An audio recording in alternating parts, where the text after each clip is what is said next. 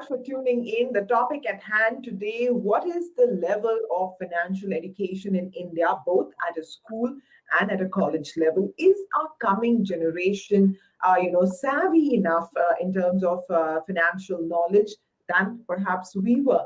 In this discussion today, we're going to talk with some experts. We're going to delve into the importance and the impact of financial education in educational institutions, especially at a school and college level, and how we can introduce the concept of wealth management, planning, saving, budgeting, and investing at a school level. So let me invite our two experts, Karandeep Singh, CFO of Simply Learn, and Abhilash Joseph, business head at Infinity, join in. So thank you so much, gentlemen, for joining in. Karandeep, let me ask you the first question.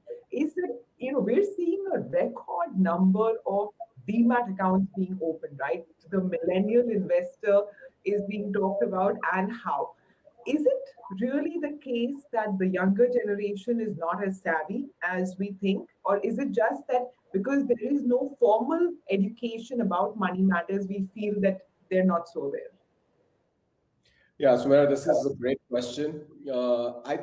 I think obviously what we've seen in the last couple of years with the stock market and the DMATs and the participation that the retail investor is doing, especially the millennial, it kind of gives us a view that people are absolutely interested in ways of making money, not the traditional ways which probably my generation would be doing in terms of more secure FDs, etc. I think looking at their participation and where they want to invest the money, I think their perspective is very different. They probably have, they're looking at returns. They are much more educated about what the stock market can do versus probably our generation, which was a little more balanced, a little more conservative, I would say. So there definitely a shift has happened from a participation in the new asset classes, especially the equity point of view. So I think the people and especially the new generation is leading the trend. Abhilash, what's been your experience? Because you have a fintech platform, so you would know exactly what the millennial investor is made of. Are money habits good? Is there a lot more risk than they're taking? I mean, what is it about the millennial investor that strikes you? Sumera, so what we've been noticing as a trend is more and more younger investors coming into the capital markets, right? And before the start of the show, we spoke about what is happening in crypto and people investing in NFTs. I think generally there, because digital nativity, a lot of these people who are coming in into the capital markets are digital natives, right? For them, investing in a stock or a mutual fund or buying some crypto is a few clicks away. So that has definitely helped in bringing a lot of people into the ecosystem, but that doesn't necessarily translate into better money habits, right? So I don't think people are aware of simple concepts such as compounding, staying invested, the reason why you should, for example, insure yourself, and what is the importance of filing taxes on time. So we are not seeing evidence of that. But what this whole COVID pandemic and all this conversations around money and investing and crypto has seen like a great boom. What this has helped is definitely helped bring younger people into the markets earlier than what it was the case earlier. But I don't think that necessarily translates to better money habits or better behavior when it comes to prudent financial planning and things like that. Okay, so basically it's the thrill, right? It's the excitement that's attracting a lot of the younger generation. Yes, Karandeep, you want to say something? No, I just wanted to add to that. I think there are some fundamental shifts which has happened with the new generation, like owning a house. And I'm coming with a bit of a background in I'm 50 years old. So I think owning a house was like number one priority, or having a car. They are not possessed with having assets like these. Okay, so if you think about where they're coming from, owning a house is not on top of their mind. Having a car with the shared mobility now and the Zoom cars and everything that is available, these are not what their priorities are. So where are they going to do? They want more liquidity with their assets rather than fixed assets, which are. So I think there's a bit of that shift in the way the demographics and what is driving, and also because of the way the economy is not digitized and what is available on pay-per-use basis. I think that gives an opportunity to use their money available to invest in certain of these, markets, stock markets point of view. So Yeah, thought I'd give that perspective. There's a yeah. shift which happened.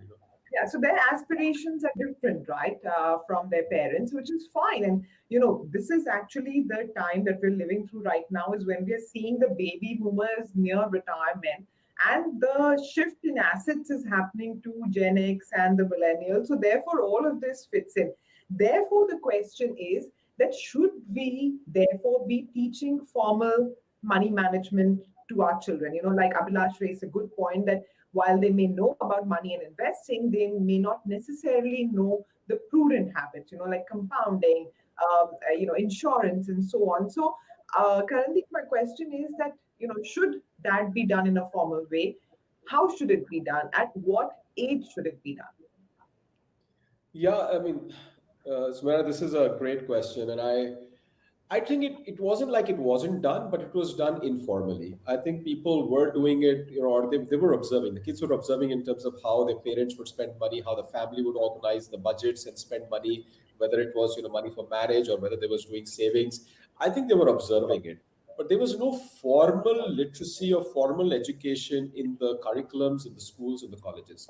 Why wasn't it there? And I can give you examples that I think financial education was equal to learning accounts or learning business or learning commerce. That was how people would look at it. It's like a subject. It's not about practical human skill that people would take it. So I think the need of the hour absolutely is that it is formalized. It is part of the pedagogy and the curriculum that is created in the school curriculum. It's absolutely an opportunity to kind of talk about it.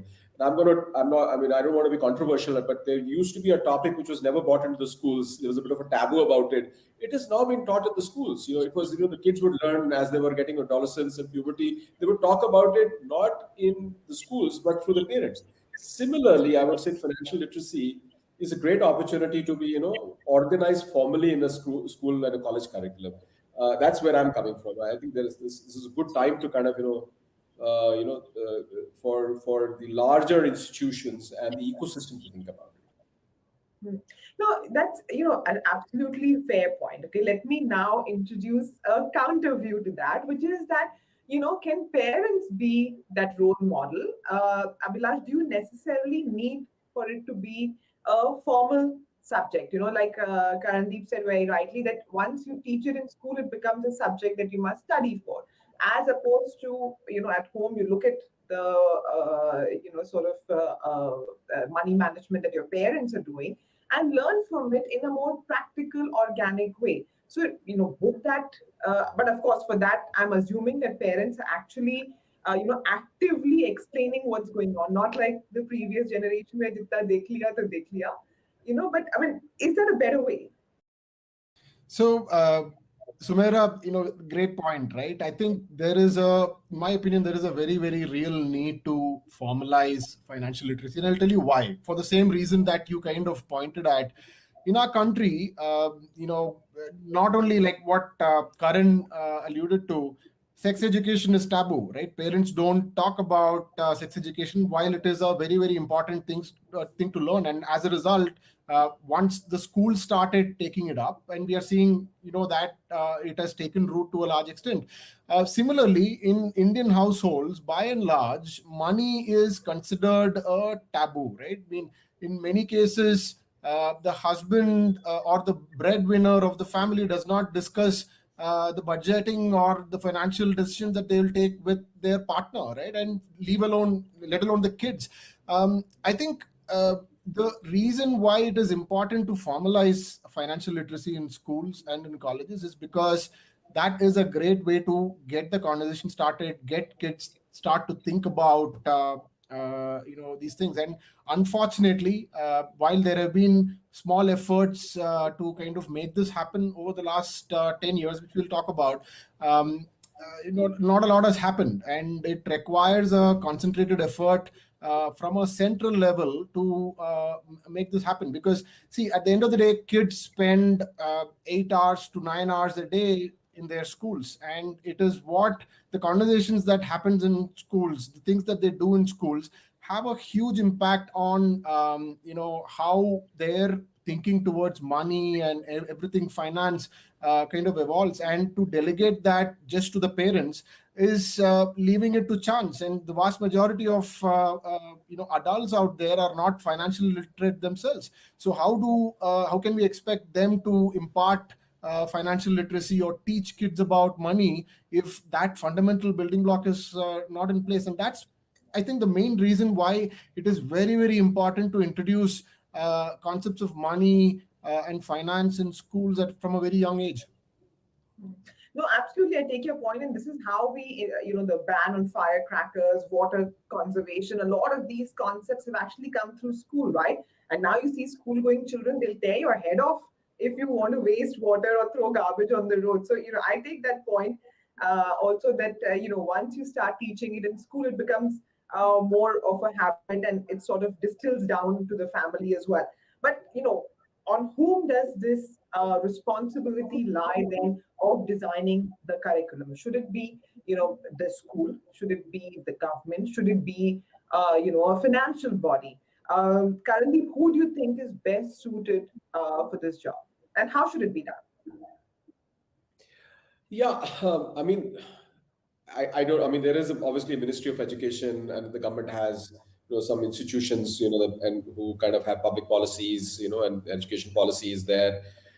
I think the charter can be set by these institutions and the government, but through participation of the wealth, the financial planners and people who can be ambassadors and role models for this, and who actually we can take in front of the kids in terms of talking to them about what they've achieved, or what through the financial planning in their life, or otherwise the experts we're talking about. So I would say it's a participative effort. Obviously, the schools will need to participate big time, because if you're talking about all the people, and as long as we're pushing all our kids to go to school, and no kid is left behind from a schooling and education point of view, then the schools becomes the ground where this literacy is going to happen. And they, I'm sure, will have a point of view in terms of how to get the participation, what kind of curriculum, how many hours they'll be able to dedicate it. Can they engage the parents? I'm sure that in a batch of 50 kids, there is one parent or two parents or 10 parents who can put their hand up and say, I can, participate in it. So we don't really have to worry about formally finding the teachers for it, like the maths and or the physics or the accounting teachers. We can actually create a dip into the pool and the bench that is available between the parents and the experts to do that. So I think at a charter level, it's the government and the ministries, but very, very active participation, I would say, from a school and college point of view. Yeah, already, actually a lot of financial BFSI companies, for example, they are conducting, webinars, seminars on and off. And some of them are pretty interesting, actually, where kids, have learned the very basics. But of course, it must be done in a sustained manner regularly. Avilash, how do we teach kids? I mean, what's a good starting point? Like, say, in school, what age do you start? What topics do you start with? And how does it evolve through the life stage of a student? Sumaira, before I answer that question, and that's a good question, I would like to talk a little bit about the previous question that you asked, right? So, whose responsibility it is to impart, set up these things at a school level, at a college level. In the last 8 or 9 years, there have been efforts to kind of get this done, right? Like, for example, in 2012, RBI released this document called the National Strategy for Financial Education. And it laid out a plan, and based on this, the National Center for Financial Education, NCFE, was set up, which is jointly promoted by RBI, SEBI, IRDA, and PFRDA. The goal that they set out with this whole mission, with this whole organization, was to make financial literacy real. Make at least 500 million people in India financially literate in about 5 years from then, right? We are 8 years since then, but not a lot has happened there. One of the reasons, and see, if you look at the numbers, less than 1% of the 17,000 odd CBSE schools in the country have courses, and they have done a lot of work in terms of creating curriculums, In fact, RBI has this program called Money Smart, which is a course that can be run in classrooms, and this was taken to the NCRT, but not a lot of activity has happened there. One of the reasons is there needs to be a concentrated effort at a central level, at the level of NCRT, who sets these curriculums, right? For example, if you look at the 2020 National Education Policy, there is not a single mention of financial literacy in that entire document. Um, Unfortunately, leaving it to schools is asking for too much, because there are schools that are well run, that are have the resources to kind of take this on their own and kind of create courses, set up this entire thing. But the vast majority of schools in our country are not like that. They are already strapped for funds. They are short of personnel, short of teachers. So it is impossible, almost an impossible task to expect schools to take it up as a mandate on their own and do something on these lines. It is very important for the government and NCRT to realize that if financial literacy is a very, very important skill in the 21st century for everyone to have, then it should happen top down, right? The charter, like Karan mentioned, should be set by the government and NCRT, and it should be mandated, and resources should be capacity should be created.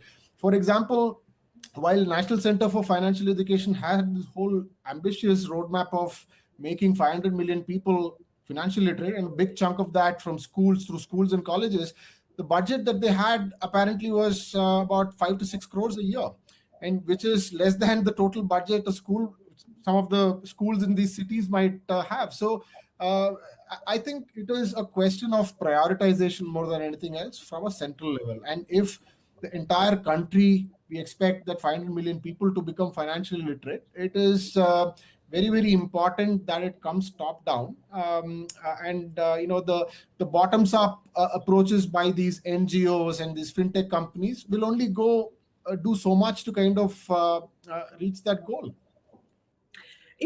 In this age of the metaverse, for example, Meta India has tied up with CPSC, and therefore it could be a no-brainer that you can use that channel or that platform to sort of instill concepts on financial education. But to my mind, at least, it seems like something which will need a more hands-on approach, and therefore a different policy than just mass market. But Abhilash, coming back to my other question about how do you evolve the topic of financial education from say kindergarten all the way to college? Yeah, I mean, good question, Sumaira. So I think there is the first thing is, financial education should be brought into schools, but there is, like we discussed earlier, there is a very real responsibility on the side of parents as well when it comes to imparting financial education and financial literacy to their wards.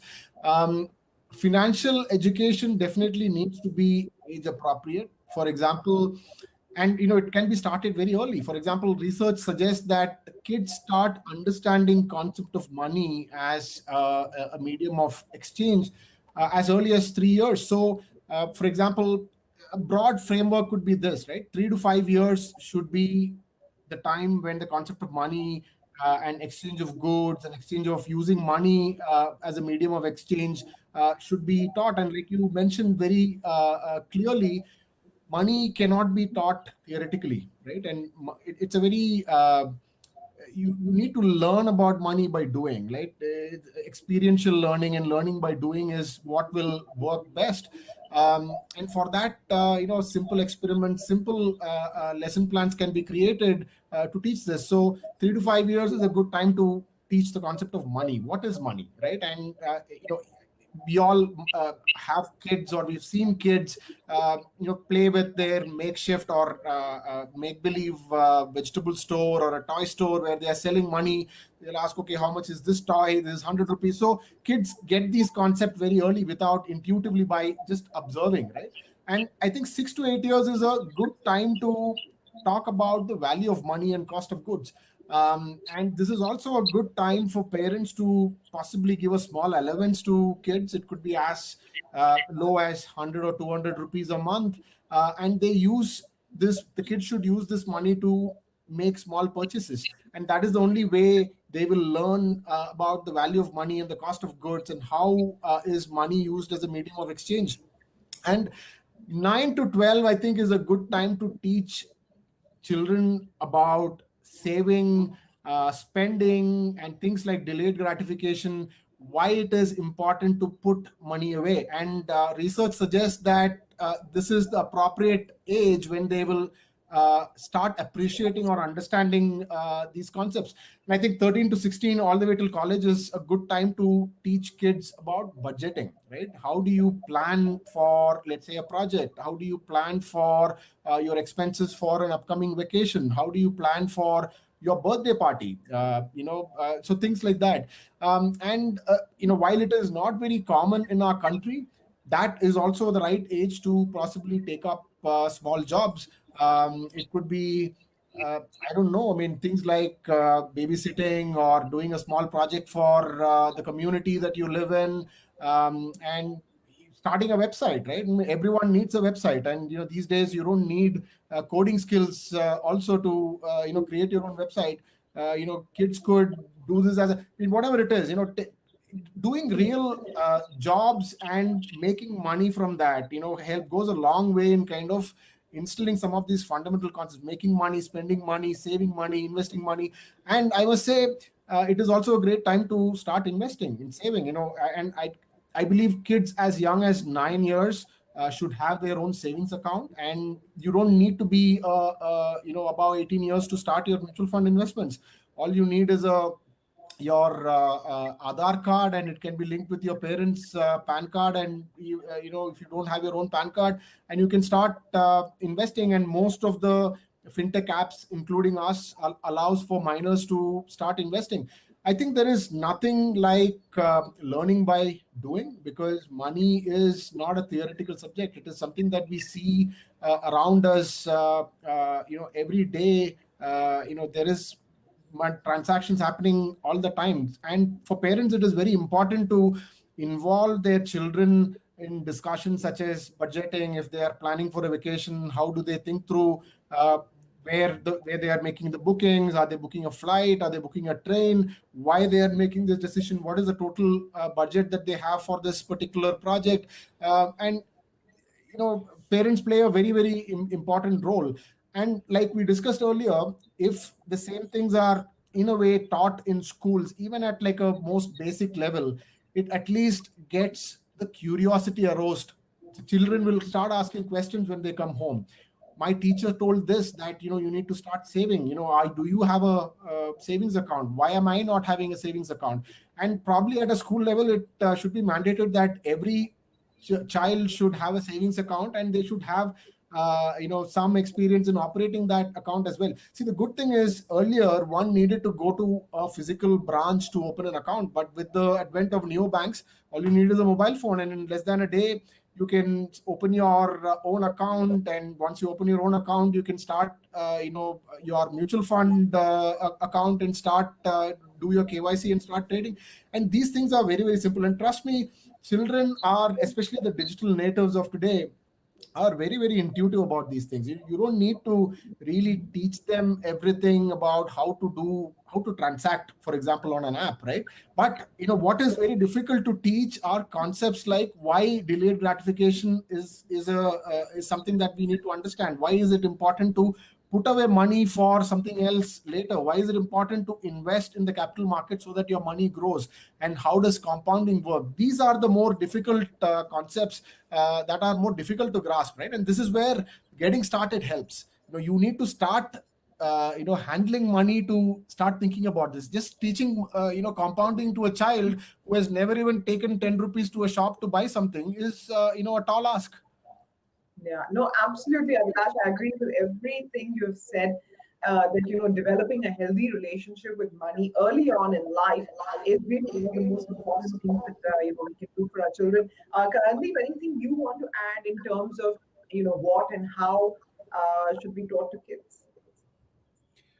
Yeah, no, I think Abhilash has covered a lot, and I think I'll just say a couple of things. One is, I think, going back to the point about who's really is it incumbent on to kind of push the agenda of financial literacy.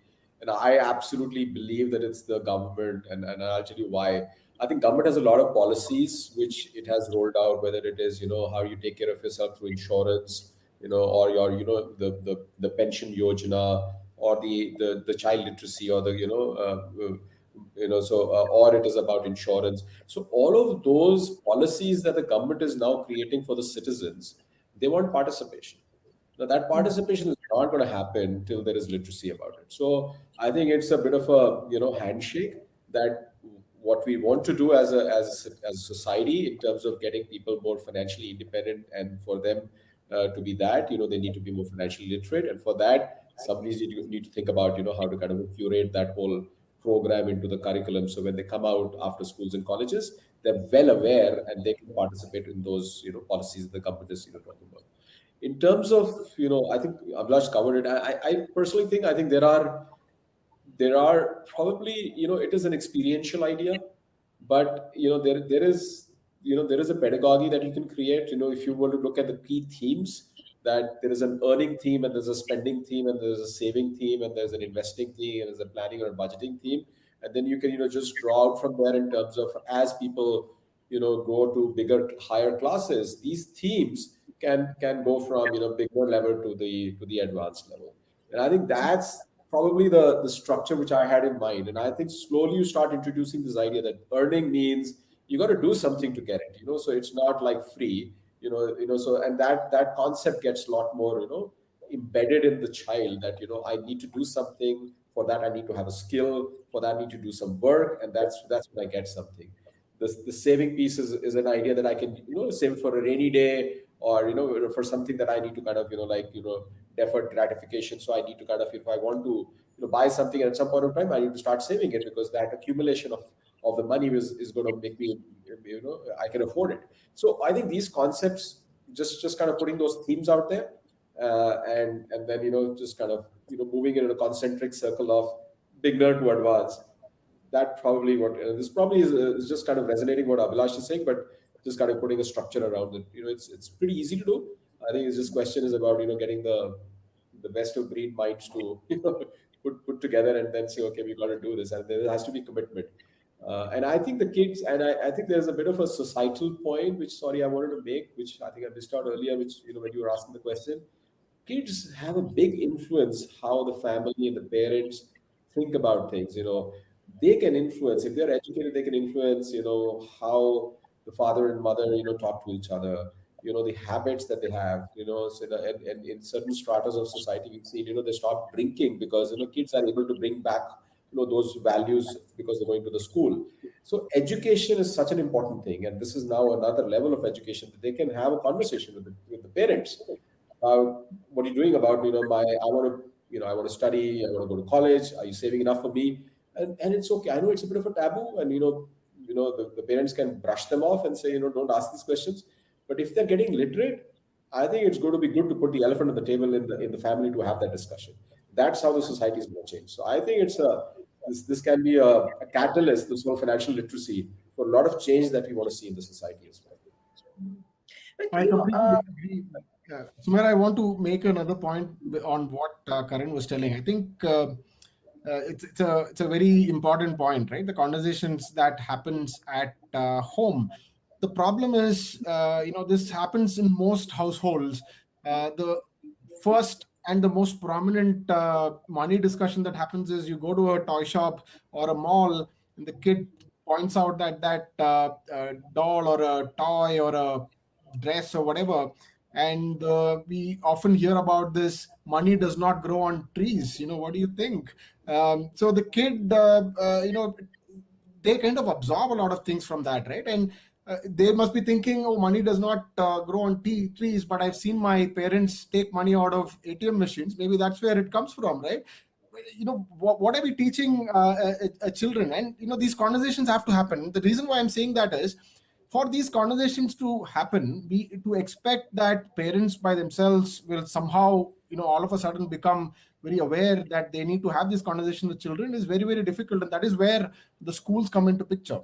Even if the things that are taught in school are not so experiential, and not all schools have the wherewithal or the capability to kind of make everything experiential. A lot of it will be theoretical, but it will trigger some conversations. The kid will go back home and talk to the parents about, hey, I learned about this savings account. My teacher said everyone should have a savings account, and it is a project that we have to do now. Get me a savings account and put 100 rupees in it, right? And that kickstarts, snowballs into much larger conversations, and that is very, very important. And I think more than what is taught, the fact that it has to be taught is the most important thing. And that is where the government, NCRT, and the central bodies come into picture, where they can come and mandate saying that it is this is a subject that will occupy 30 minutes of the student's time in school every week. As simple as that, right? And from there it can start. And it is very unfortunate that despite all these conversations that have been going on, despite the efforts by RBI and SEBI and all of them, not a single mention of, like I mentioned, not a single mention of financial education or financial literacy. The most recent national education policy, which was released in 2020, that has to change. And if now there is a lot of conversation around uh, how crypto is a ripe platform for people to lose money, because obviously, what do you expect? They've never been taught about these things, and suddenly you have an open platform, be it crypto or stock trading, and it's all a click of a button. Download an app and put in your ID, and you can start doing whatever you want. You can't expect them to behave responsibly. I think there are lots of pertinent questions with what is going on currently, where they're talking about, a lot of people are up in arms saying that crypto should be banned because people are losing money. And that has to start with schools, right? I mean, the education should start how you should responsibly invest, responsibly save, how money should be handled, how do you differentiate between good and bad. And a big part of learning about money is being able to discern what you see in the media, what are the ads that you're seeing, and is that the right thing or the wrong thing. And that has to be a big portion of what kids should learn as well. So I thought I'll talk about these things, because these are very, very important, pertinent questions that we all should ponder about. And it can't be a top down banning something will not save us from some of these difficult things that goes around with some of these platforms. So yeah. No, absolutely. And, just banning is not enough, because something else will crop up the next day. It's only when you're able to know the difference between what is right for you or not, can you truly make better decisions. But the other point is that, with a subject like, say, math, right? 2 plus 2 is 4 is the same for everyone, right? Whether you're rich or poor. Now, with something like money, what may be, a basic necessity for one, maybe an extravagance for another, maybe entirely unaffordable for a third sort of family. So, therefore, can one platform address or sort of instill habits for different kinds of, what can I say, associations with money, or different affordability, criteria? Akarandeep, you want to go first? Yeah, no, I think that is where the penny is going to drop in terms of how you design the program so that it is agnostic to people's income levels or what kind of strata of society they come from. I think so. Where the concept in terms of earning, saving, spending, investing, I think that you got to invest. You got to make it agnostic to what strata of society or what is whether you have whether you are coming from a very hand to mouth kind of situation, or you have some a lot of money available to kind of spend on luxury goods. I don't think that should influence the concept and ability to deliver to the students the learning quotient or the learning outcomes that we're talking about here. I think it can be managed because it's about the design principles here. It's about the the concepts here. I don't think I mean the people who want to learn, they learn from secondhand books. They go on YouTube to learn it. So I this is about education. I don't think we should get it biased by, this is a concept of money, so only the rich only the rich guys get it and the poor don't get it. I think the concept of money is very, very similar across all stratas of society, and I don't agree that this cannot be delivered without by being biased about which part of the society you're coming from. It can be agnostic to that. Okay. Abhilash, the other question is that, we've discussed about who's responsible for this kind of education. The final piece of the puzzle is who actually delivers it, right? Karandeep had mentioned that perhaps some parents can volunteer. I remember that when, initially CBSE was trying to introduce this as a subject, a lot of us had been asked to volunteer as well. Is this a program that can run on, volunteer effort, or will we require trained professionals for this as well?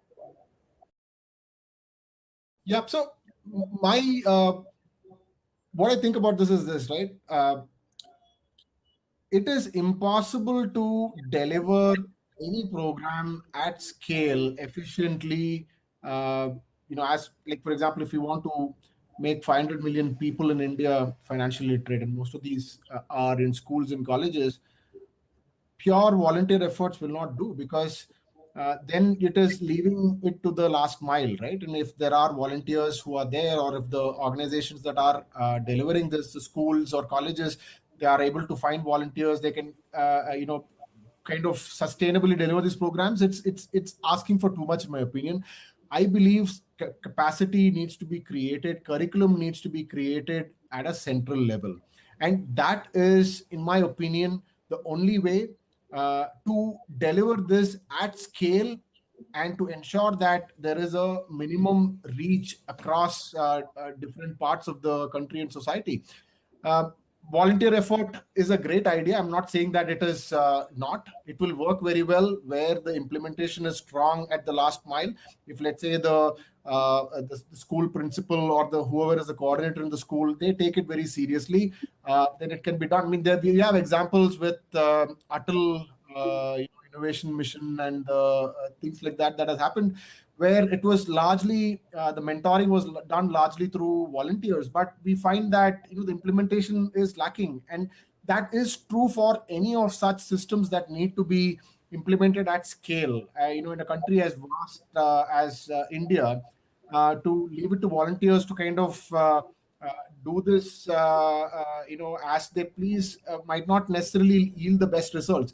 In some pockets, it would have yielded fantastic results, while in some pockets it would not even have taken off. So for that reason, I believe it is important to kind of the basic minimum should be taught in a centralized manner, so that it reaches all corners and all pockets of the society. Every school should have some program mandated, and obviously, with any of these things, the quality of delivery might suffer, but at least it will ensure that the basic minimum reaches as many people as possible. That's my view on this whole topic. Okay, so just Right. one final. Yeah, Karandeep, go ahead. Just a couple of things. I broadly agree with what Abhilash is saying. Just to kind of get a jump start, you might need a bit of a effort to kind of create the bandwidth to kickstart it. But where I've seen the maximum impact is when there is peer-to-peer learning. If we've seen it. You put group of kids together. I think when they start learning from each other, that's when you get the maximum impact. And this cannot be a monologue, this cannot be another subject, this cannot be something that one teacher is telling another, because otherwise it will lose its importance, it'll be a downward spiral. And I don't think we should approach it very radically differently, which is why the parents getting involved, the senior kids teaching the junior kids is an idea. So it should not be burdensome for the school, but there has to be a way that this is, because it is experiential. This is the guy who's like in the 8th class can relate to the guy in the 6th class and can talk to them about these concepts. So somewhere we got to design this very differently, I believe, because it's such a huge scale problem. The numbers that Abhilash is talking about is phenomenal.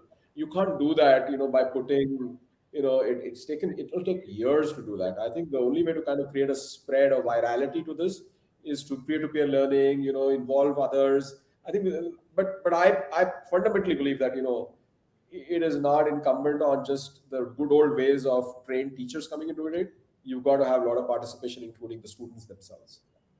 Yeah, absolutely. An entire ecosystem, right? I mean, look at the mutual fund industry. They're almost 37, 38 lakh crore rupee industry, still struggling to find enough boots on the ground in terms of distributors to reach B30 plus down. So definitely this is something which needs to be done. Definitely it is something which needs innovation, and the entire ecosystem has to really come together to sort of accept the responsibility that our children need to have a healthy relationship with money, and it must begin at a much earlier age than perhaps it did with us. So thank you so much, Karandeep and Abhilash, for joining in.